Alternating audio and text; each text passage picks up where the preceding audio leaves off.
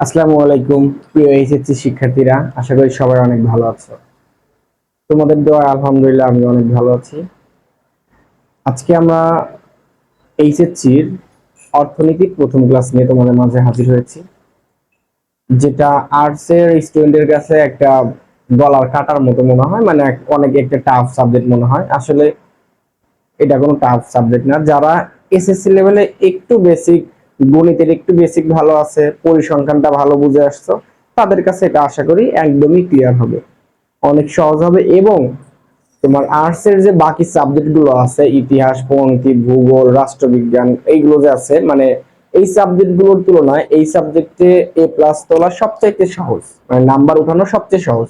কারণ mathematical term আছে, যার কারণে তোমার টিচাররা নাম্বার কাটতে পারে না। সো তাহলে কথা না বাড়িয়ে আমরা ক্লাসের দিকে শুরু যাই। এবং শুধুমাত্র অর্থনীতি এই সাবজেক্টটা কিন্তু তোমার যে আর্টস এর আছে তা না, এটা কিন্তু কমার্সেরও আছে। হ্যাঁ, সো শুধু আর্টস আর্টস বলতেছি, আবার কমার্সের ভাবতে পারো যে হয়তো আমাদের বলতেছে না, তো এই সাবজেক্টটা কিন্তু দুজন ধরে আছে। হ্যাঁ, তো দেখো, প্রথম অধ্যায়ে আজকে আমরা কিন্তু প্রথম অধ্যায় নিয়ে আলোচনা করবো। প্রথম অধ্যায়ের যে গুরুত্বপূর্ণ টপিকস গুলো আছে আমি এই সারিতে টপিকস গুলো লিখেছি। দেখো, প্রথমে লিখেছি দুষ্প্রাপ্যতা, নির্বাচন, সুযোগ ব্যয়, উৎপাদন সম্ভাবনা রেখা, সূচি, ব্যষ্টিক ও সামষ্টিক অর্থনীতি। এই কয়েকটা টপিকসে যদি তুমি ভালো করে কনসেপ্টটা ক্লিয়ার করতে পারো, তাহলে তোমার প্রথম অধ্যায় থেকে যে সৃজনশীলটা হবে সেটাতে তুমি নিশ্চিতভাবে 10-এ 10 উঠাইতে পারবা। হ্যাঁ, সো আজকে আমরা এই কয়েকটা টপিকস নিয়ে কথা বলবো। এই টপিকস গুলো ভালো করে কভার করলে আশা করি তুমি একটা পুরো একটা সৃজনশীল কভার করতে পারবা। দেখো, তাহলে আমরা শুরু করি। প্রথমে আমি এখানে অলরেডি দুইটা সংজ্ঞা লিখে রেখেছি। দুষ্প্রাপ্যতা কাকে বলে, এটা একটা কনসেপ্ট টাইপের, মানে সংজ্ঞা টাইপের, ক খতে মাঝে মধ্যে আসে। দুষ্প্রাপ্যতা, এটার ইংরেজি হলো স্কারসিটি। দুষ্প্রাপ্যতা আমি একটু বুঝিয়ে বলি। এটা দেখবে অনেক বইয়ে অনেক লেখক একটু বাড়িয়ে লিখেছে, বড় করে, কেউ 2 লাইন কেউ 3 লাইন করে লিখেছে। কিন্তু আমার এই 4-5 বছরের পড়ার অভিজ্ঞতা থেকে সব বই থেকে খুঁজে খুঁজে ছোট করে এবং সহজ করে একটা সংজ্ঞা দেওয়া আছে, এইটা তোমরা ইউজ করতে পারো, এটা মনে থাকবে ভালো। সম্পদের অপ্রতুলতাকে দুষ্প্রাপ্যতা বলে। এবার আসো, অপ্রতুলতা কি? এটা কিন্তু অনেকে আমরা জানি না যে এই শব্দটার অর্থ কি। এই শব্দটার অর্থ হলো অভাব। অভাবকেই অপ্রতুলতা বলা হয়। এটা অর্থনীতিতে এই শব্দটা ভালো হিসেবে, মানে একটু ব্যবহার হয় এই শব্দগুলো। তাহলে সম্পদের ঘাটতি বা অভাবকে দুষ্প্রাপ্যতা বলে। সহজভাবে এটা মনে রাখবা। কোন সংজ্ঞায়, অর্থনীতির যে সংজ্ঞা তুমি মুখস্থ করতে যাবা ওইটাই তোমার সমস্যা হবে। প্রত্যেকটা সংজ্ঞা বুঝে বুঝে সুন্দরভাবে মানে মনে রাখার চেষ্টা করবা। ওকে, তারপর একটা দেখো, নির্বাচন কাকে বলে। মানুষের অভাব অসীম। আমাদের যে সালমান এফ রহমান আছে বাংলাদেশের, যিনি মানে অনেক টাকার মালিক, অনেক বড় বিজনেসম্যান, তারও কিন্তু অভাবের কোনো শেষ নাই। তো পৃথিবীতে যার যত সম্পদ থাকুক তারপর অভাব থাকে। এই জন্য আমি এখানে লিখেছি মানুষের অভাব অসীম কিন্তু সম্পদ কিন্তু সীমিত। যার যতই কোটি কোটি টাকা থাকুক সে কিন্তু বলে যে আমার সম্পদ তার কাছে কমই মনে হয়, সীমিতই মনে হয়। এই সীমিত সম্পদ থেকে অভাবের গুরুত্ব অনুযায়ী অভাব নির্ধারণ সরি অভাব নির্ধারণ অভাব নির্ধারণ করাকে নির্বাচন বলে। আমি এইটা একটু উদাহরণের মাধ্যমে ভালো করে ক্লিয়ার করি, তাহলে বুঝবা। দেখো, সাপোজ তোমাকে আমি 20,000 টাকা দিলাম। এখন তুমি ইন্টারের স্টুডেন্ট, ফার্স্ট ইয়ারে মাত্র ভর্তি হয়েছো। তুমি চিন্তা করলা যে ভাইয়া তো আমাকে 20,000 টাকা দিছে, তো আমার হলো যে এখন কি কি অভাব আছে, আমার কি কি প্রয়োজন আছে। তুমি চিন্তা করলা যে আমি স্কুলে যাই, কলেজে যাই, আমার অনেক ফ্রেন্ড সার্কেল বাইক নিয়ে আসে, আমি বাইক নিয়ে যেতে পারি না, আমার একটা বাইক লাগবে। সবার বড় বড় ফোন আছে, আমার ফোন নাই, আমার একটা অ্যান্ড্রয়েড ভালো ফোন লাগবে। তারপর ছবি উঠানোর জন্য, বন্ধুদের সাথে ঘোরার জন্য আমার একটা ডিএসএলআর। তোমার তিনটা অভাব আছে, রাইট নাও তোমার তিনটা অভাব আছে, আমি ধরে নিলাম। কিন্তু আমি তোমাকে টাকা দিয়েছি মাত্র 20,000 টাকা। 20,000 টাকায় তিনটা কখনোই ফিল আপ করা সম্ভব না। 20,000 টাকায় হয়তো বা সেকেন্ড হ্যান্ড ডিএসএলআর পাইবা, সেকেন্ড হ্যান্ড মোটরসাইকেল কম দামিটা পাইবা, ফোনও পাইবা, কিন্তু তিনটা কিন্তু একসাথে পাওয়া যাবে না।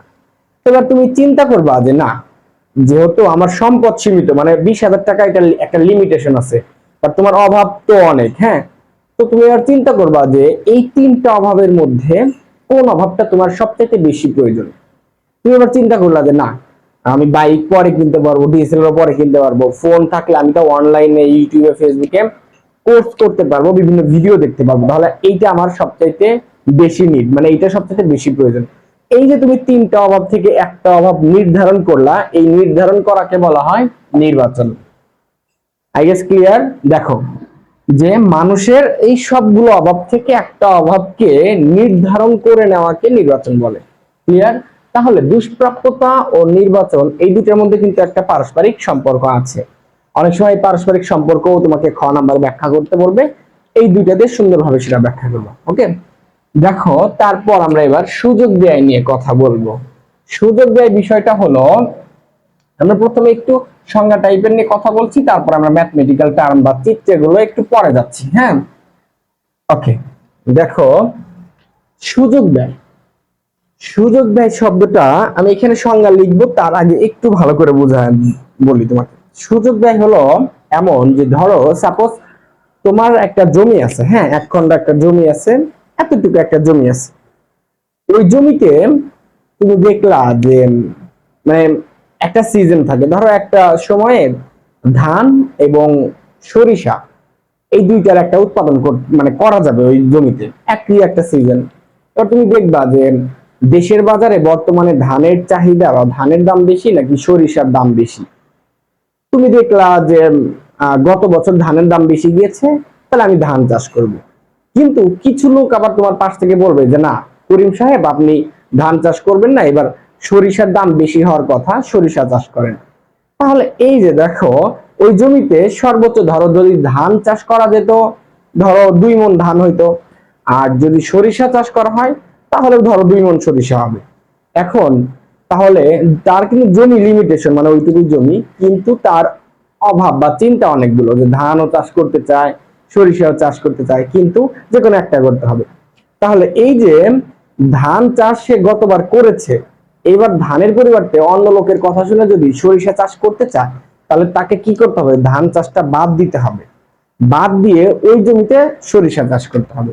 তাহলে এই যে ধান চাষের যে 2 মণ উৎপাদন কমে গেল, ওই 2 মণের পরিবর্তে যে সরিষা 2 মণ উৎপাদন হচ্ছে, বা 1 মণ যেটাই হলো না কেন, এই যে ধানের উৎপাদন 2 মণ কমে যাচ্ছে, এই 2 মণ মানে এই একককেই বলা হয় সুযোগ ব্যয়। ক্লিয়ার? আমি একটু সংজ্ঞা লিখে দিচ্ছি, সংজ্ঞাটা তোমরা একটু মনোযোগ দিয়ে দেখবা। সংজ্ঞাটা হলো এরকম যে, ধরো সুযোগ ব্যয়, হ্যাঁ, দুটি দ্রব্যের মধ্যে, দুটি দ্রব্যের মধ্যে একটির একটির উৎপাদন বৃদ্ধি করতে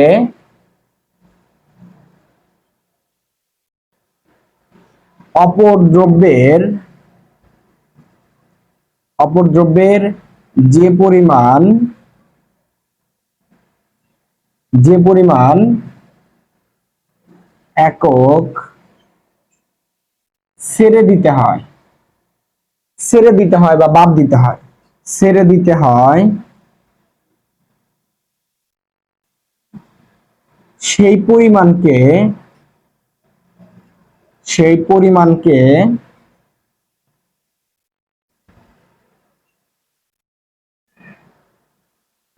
সুযোগ ব্যয়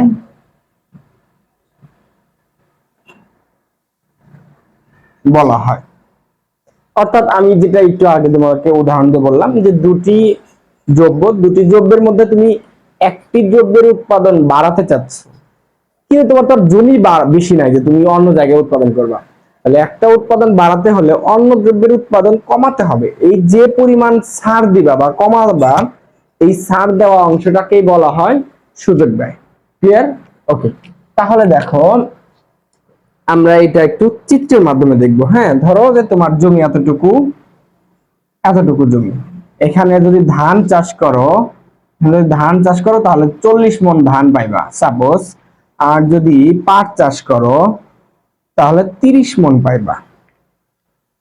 হ্যাঁ, তো তুমি যদি একটাই কিন্তু জমি, হ্যাঁ, এই জমিতে যদি ধান মানে ধান চাষ করো তাহলে 40 মণ পাইবা, আর যদি পাট চাষ করো তাহলে 30 মণ পাইবা, কিন্তু দুইটার যে কোনো একটা উৎপাদন করতে হবে। তো এইটা যদি উৎপাদন করো তাহলে ধানের যে 40 মণ উৎপাদন ছেড়ে দিতে হচ্ছে, এই 40 এককে মানে এই 40ই হলো সুযোগ ব্যয়। ক্লিয়ার? ওকে, দেখো এবার আমরা তার পরের টপিকসে একটু চলে যাই। পরের টপিকসে কি লেখা আছে? পরের টপিকসে আছে উৎপাদন সম্ভাবনা সূচি ও রেখা, যেটা এই অধ্যায়ের মোস্ট ইম্পর্টেন্ট, মানে এইটা দিয়ে সৃজনশীল হবেই শতভাগ শিওর। তাহলে আসো, উৎপাদন সম্ভাবনা কি, এটা সূচি কি, সূচি থেকে কিভাবে রেখা আঁকতে হয়, সবকিছু আমরা জানবো। আগে আমরা একটু সংজ্ঞাটা লিখে নেই। আমরা আগে লিখে নেই উৎপাদন সম্ভাবনা। দেখো,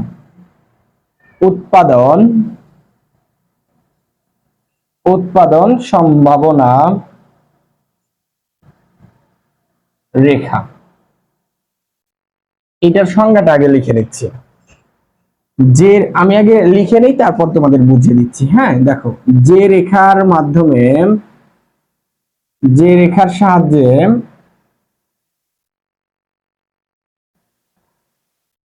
দুটি দ্রব্যের বিভিন্ন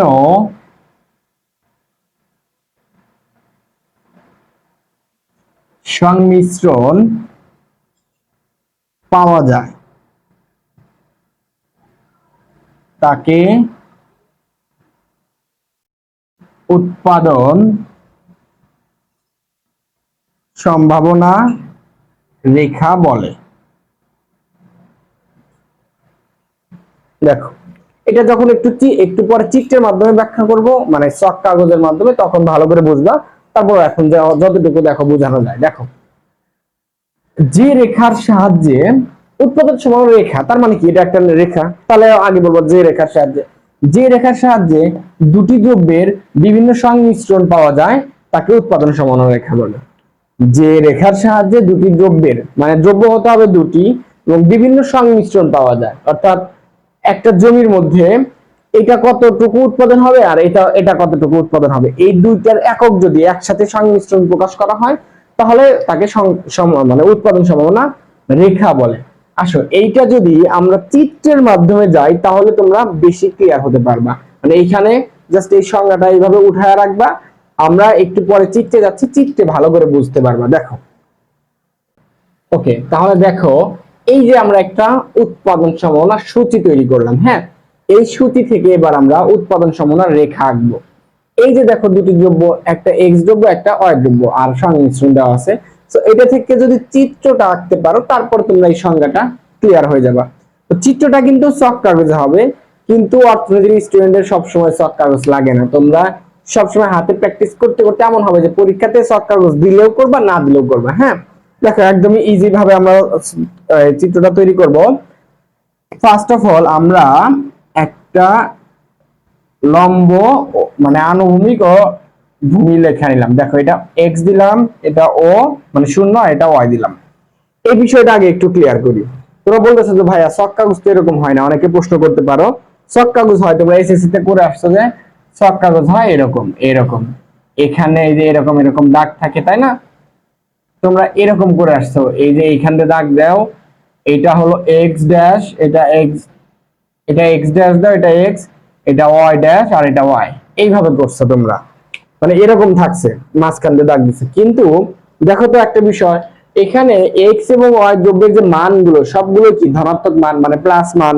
আর আমাদের এক্স ও ওয়াই এর এইখানেই কিন্তু সবগুলো প্লাস মান থাকে, মানে এই ঘরটার মধ্যে। এই মানে ভাগ কয়টা, একটা দুইটা তিনটা চারটা, এই দুইটার কিন্তু কোনো প্রয়োজন, এই তিনটার কোনো প্রয়োজন হচ্ছে না, তার মানে শুধু এইটা লাগবে। যার ফলে আমরা এইটা লিখলাম।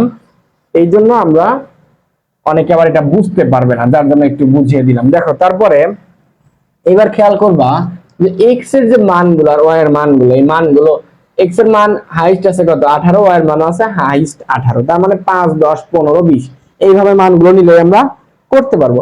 তো দেখো, এই মানগুলো লিখে নাও, মানে আইডিয়া, যেহেতু এখন চক কাগজ নেই, অনুমান করে লিখে নিবা। এটা দিলাম 5, এটা 10, এটা দিলাম 15, আর এটা দিলাম 20। হ্যাঁ, 5 10 15 20। আবার এদিকে আসো, এদিকেও সেম এইভাবে দিয়ে দাও, 5 10 15 20 এইভাবে দিলাম। হ্যাঁ, এবার আমরা করব, দেখো এক্স যোগ্য যখন 0 তখন ওয়াই যোগ্য কত 18। এই যে এটা কি, এটা কিন্তু এক্স যোগ্য, আর এটা কি ওয়াই যোগ্য। এই একটা চিত্র যদি ভালো করে বুঝতে পারো ভাইয়া, তোমার অর্থনীতি বইয়ের মধ্যে যত হাজার হাজার চিত্র আছে সবকিছু কিন্তু ভালো করে বুঝতে পারবা। এটা হলো একদম ফার্স্ট চিত্র, ভালো করে বুঝো। এটা হলো এক্স যোগ্য, এটা হলো ওয়াই। এক্স যাবে এইদিকে আর ওয়াই যাবে এইদিকে। তাহলে এক্স 0, এই যে 0 এদিকে কি তাহলে আর যাবে না, তার মানে এই 0 এখানে আটকিবে, এখানে থাকবে। 0 পর ওয়াই যোগ্য কত 18, ওয়াই উপরে যাবে। তো এই যে দেখো উপরে 18 কোথায়, এই যে 20 এর একটু নিচে 18। তাহলে এটার নাম হবে কি এ বিন্দু, এই বিন্দুটার নাম আমরা এ বিন্দু দিলাম। এই যে 18, এই যে এখানে ছোট্ট করে 18 দিতে পারো। হ্যাঁ, এটার নাম হলো মানে এ বিন্দু। তারপর দেখো এবার এক্স যোগ্য 10 হয়ে গেল। এক্স কোন দিকে যায় একটু আগে বললাম 10, এই যে এইদিকে, তাহলে এই যে এই বিন্দুতে আসবে। আর ওয়াই তখন কত, যখন এক্স 10 তখন ওয়াই হলো 15, মানে উপরের দিকে যাবে 15, এইদিকে যাবে 10 আর এইদিকে যাবে 15। এই যে দেখো, এই যে 10 আর এই যে 15, তার মানে এই দুইটা মিল হবে। হ্যাঁ, এই যে দেখো এই বিন্দুর নাম দিয়েছে বি, এই যে বিন্দুর নাম দেওয়া আছে বি, তাহলে এই যে আমরা বি দিয়ে দিলাম। তারপরে এবার দেখো এক্স যোগ্য এবার 15 তখন ওয়াই যোগ্য 10, মানে এইদিকে যাবে 15 আর উপরের দিকে যাবে 10। দেখো এইদিকে 15 মানে এটা, আর উপরের দিকে 10 মানে কি এই যে এটা। তাহলে এই রেখা থেকে টান দিবা, এই যে এই যে এইটার নাম হলো সি বিন্দু দিয়েছে তারা। এই যে দেখো সংমিশ্রণে সি বিন্দু দেওয়া আছে। তারপর এটাতে এক্স এবার 18, মানে এক্স কোন দিকে যাবে এইদিকে, এক্স যাবে এবার 18 পর্যন্ত, মানে এই যে এখানে ধরো 20 এর আগ পর্যন্ত, এই যে এখানে 18 সাপোজ ধরলাম। তখন ওয়াই কত, ওয়াই হলো 0। তো ওয়াই তো উপরে ওঠার কথা, তো 0 উপরে তো উঠবে না, তার মানে কি এই রেখাতেই থাকবে, এই যে উপরে তো উঠবে না, এই রেখাতেই থাকবে, তার মানে এইটাই রেখা।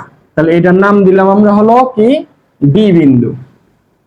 দেখো এইবার এই যে এই রেখাটা আমরা এইভাবে আঁকবো, এই যে দেখো এই এইটাকে বলা হয় ভাইয়া উৎপাদন সম্ভাবনা রেখা। উৎপাদন সম্ভাবনা রেখা। তাহলে একটু আগে যে আমরা সংজ্ঞাটা জানলাম উৎপাদন সম্ভাবনা রেখা, দেখো ওই সংজ্ঞার সাথে এবার মিলিয়ে নাও, এবার ভালো করে বুঝবা। যে রেখার সাহায্যে দুটি দ্রব্য, এই যে দুটি দ্রব্য এক্স আর ওয়াই, দুটি দ্রব্যের বিভিন্ন সংমিশ্রণ, বিভিন্ন সংমিশ্রণ মানে কি, যেমন এ বিন্দু যদি আমি বলি, এ বিন্দুর পরিচয় কি, এ বিন্দুর পরিচয় হলো ওয়াই 18 এক্স 0। বি বিন্দুর পরিচয় কি, ওয়াই 15 এক্স 10। তো এই যে এই সংমিশ্রণ গুলো, দুটি দ্রব্যের যে বিভিন্ন সংমিশ্রণ প্রকাশ করা হয়, সেই রেখাকে বলা হয় উৎপাদন সম্ভাবনা রেখা, যে রেখার মাধ্যমে এটা প্রকাশ করা হয়। ক্লিয়ার? তাহলে দেখো প্রশ্ন অনেক সময় উদ্দীপকে তোমাদের এটা দেওয়া থাকবে, এটা থেকে সূচি তৈরি করতে হবে, মানে উৎপাদন সম্ভাবনা রেখা থেকে সূচি, আবার সূচি থেকে অনেক সময় রেখা তৈরি করা লাগতে পারে। তো আমরা আজকে যেহেতু সৃজনশীল নিয়ে আলোচনা করতে যাচ্ছি না, আজকে শুধু বেসিক নিয়ে আলোচনা করবো, আমরা আজকে এই পর্যন্তই রাখবো। এরপরের ক্লাসে আমরা এইটা থেকে কিভাবে সৃজনশীল হতে পারে পুরো আমরা 2-3টা বোর্ড কোশ্চেন আমরা সলভ করব। এবার আসো আমরা সর্বশেষ টপিক নিয়ে একটু কথা বলবো, ব্যষ্টিক ও সামষ্টিক অর্থনীতি। এটার আমরা লিখতে হবে না, এটা একটু মুখে বলি। দেখো সিম্পল একটা উদাহরণ, এটা অনেক সময় ক খ নাম্বারে আসে। ব্যষ্টিক অর্থনীতি ও সামষ্টিক অর্থনীতি কাকে বলে? ধরো ব্যষ্টিক অর্থনীতি হলো ক্ষুদ্র একটা বিষয়, যে অর্থনীতির কোন বিষয়াবলী বা অর্থনীতির সমস্যাগুলো যদি ব্যক্তিগতভাবে আলোচনা করা হয় তাহলে তাকে বলা হয় ব্যষ্টিক অর্থনীতি। সেম ভাবে এইটা উত্তর এভাবে দিবা যে অর্থনীতির বিষয়াবলী বা সমস্যাগুলো যদি সামষ্টিক ভাবে বা জাতীয়গতভাবে আলোচনা করা হয় তাহলে তাকে সামষ্টিক অর্থনীতি বলে। একদম সহজ। ব্যষ্টিক হলো ব্যক্তিগত বা ক্ষুদ্র পরিসরে, আর সামষ্টিক হলো মানে সামষ্টিকগতভাবে বা জাতীয় পরিসরে। সাপোজ আমি আলামিন, আমার হলো আমার পরিবারের যে আয় ব্যয় হিসাব, এইটা যদি আলোচনা করি বা কোথাও লিপিবদ্ধ করি তাহলে তাকে বলা হবে, সেই অর্থনীতিকে বলা হবে ব্যষ্টিক অর্থনীতি। আর যদি পুরো ঢাকা সিটি বা পুরো বাংলাদেশের যদি জাতীয় আয় ব্যয় হিসাব করি তাহলে সেটা হবে সামষ্টিক অর্থনীতি। ক্লিয়ার? তো আজকের ক্লাসে আমরা চেষ্টা করলাম শুধু প্রথম অধ্যায়ের যে গুরুত্বপূর্ণ টপিকস সেটার বেসিক কথা বলার জন্য। এই অধ্যায়ের কিন্তু সৃজনশীল কিভাবে হবে এই চিত্র দিয়ে আরো অনেক প্যাচ দিয়ে কিন্তু সৃজনশীল হবে, মানে অনেক ঘুরিয়ে ফিরিয়ে যেটা বললাম। সো আমরা নেক্সট ক্লাসে ইনশাআল্লাহ এই অধ্যায়ের সৃজনশীল নিয়ে বা 2-3টা বোর্ড কোশ্চেন নিয়ে আলোচনা করব।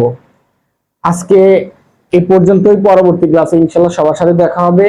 আর আরেকটা কথা যে তোমাদের অনেকেই অর্থনীতি নতুন নিয়েছে, মানে এসএসসি তে ছিল না।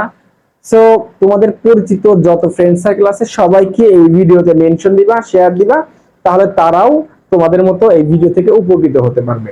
আজকের মতো এখানেই শেষ করছি, পরবর্তী ক্লাসে ইনশাআল্লাহ দেখা হচ্ছে। আল্লাহ হাফেজ।